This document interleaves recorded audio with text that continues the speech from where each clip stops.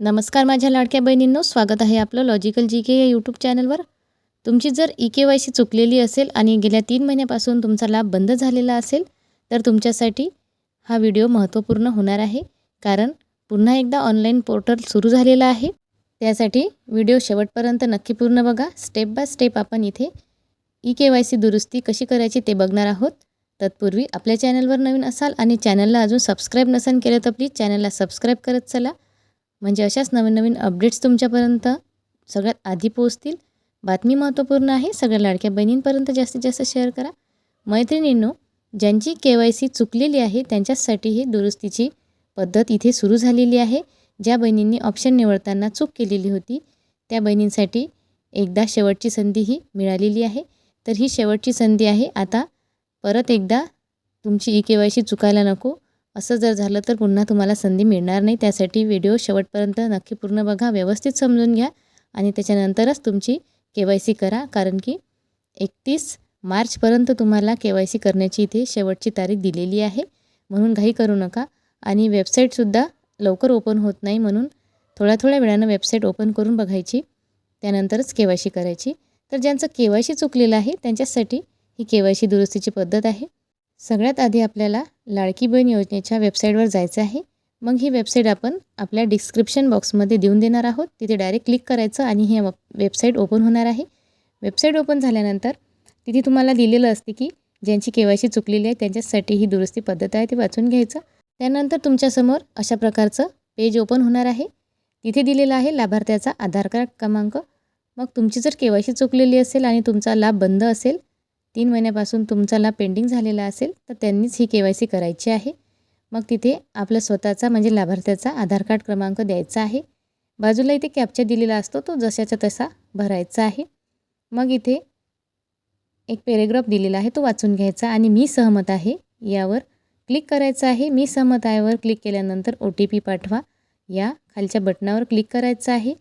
त्यानंतर तुमच्या आधार कार्डशी जो मोबाईल नंबर लिंक असेल त्या मोबाईल नंबरवर हा OTP येणार आहे.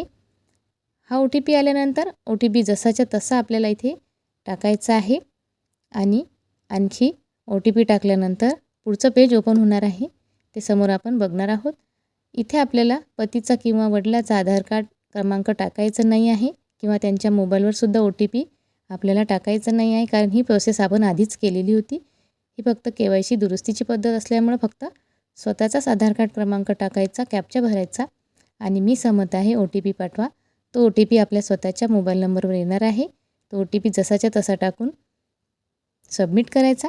त्यानंतर पुढचं पेज ओपन होणार आहे. पुढच्या पेजवर आपल्याला 2 प्रश्न येणार आहेत. ते प्रश्न सविस्तर वाचून घ्यायचे. इथे तुम्हाला पुढचं पेज स्क्रीनवर दिसत असेल.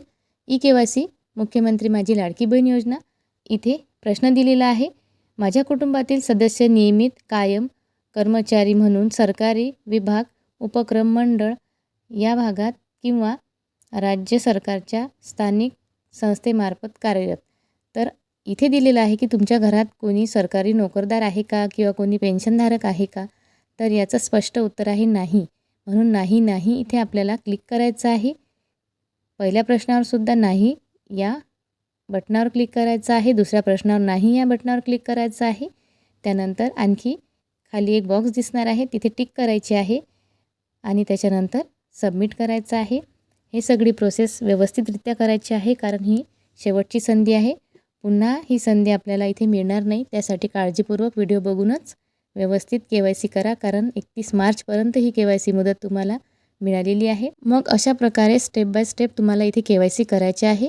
तुमच्या जवळच्या कोणी बहिणी असतील किंवा नातेवाईक असतील त्यांनासुद्धा हा व्हिडिओ जास्तीत जास्त शेअर करा आणि व्यवस्थितरित्या स्टेप बाय स्टेप त्यांना के-वाय-सीची पद्धत समजणार आहे आणि त्यांचं के-वाय-सी चुकणार नाही आणि लाभही बंद होणार नाही आणि इथून पुढे त्यांचं नाव या यादीमध्ये अपडेट होईल आणि त्यांना लाभ सुरळीत मिळेल. ऑनलाईन पद्धतीमुळे के-वाय-सी दुरुस्ती लवकरात लवकर होणार आहे. आधी ऑफलाईन पद्धतीने के-वाय-सी दुरुस्तीची पद्धत आलेली होती आणि अंगणवाडी सेविका ताईंनी नकार दिलेला होता. त्यामुळे आपण आपल्या चॅनलच्या माध्यमातून सुद्धा आवाज उठवलेला होता आणि शासनाला वारंवार विनंती केलेली होती. तर सरतेशेवटी आपल्या प्रयत्नांना यश आलेलं आहे आणि सगळ्या लाडक्या बहिणींना एक संधी मिळालेली आहे. त्याचप्रमाणे ज्यांचं के-वाय-सीच झालेलं नाही त्यांच्यासाठी सुद्धा शासनाने काही ना काही प्रयत्न करावा. या विषयावर पुढच्या व्हिडिओमध्ये आपण सविस्तर माहिती बघणार आहोत. मैत्रिणींनो, आजचा हा व्हिडिओ अतिशय महत्त्वपूर्ण आहे. लाखो लाडक्या बहिणींची KYC चुकलेली होती. ज्या बहिणी तुमच्या मित्रपरिवार आणि नातेवाईकामध्ये असतील त्यांच्यापर्यंत जास्तीत जास्त हा व्हिडिओ शेअर करा आणि त्यांच्याकडून सुद्धा ही KYC दुरुस्तीची पद्धत लवकरात लवकर करून घ्या. जाता जाता चॅनलला सबस्क्राईब करा, व्हिडिओला देखील लाईक करत चला. पुन्हा भेटू अशीच एक नवीन अपडेट घेऊन. धन्यवाद.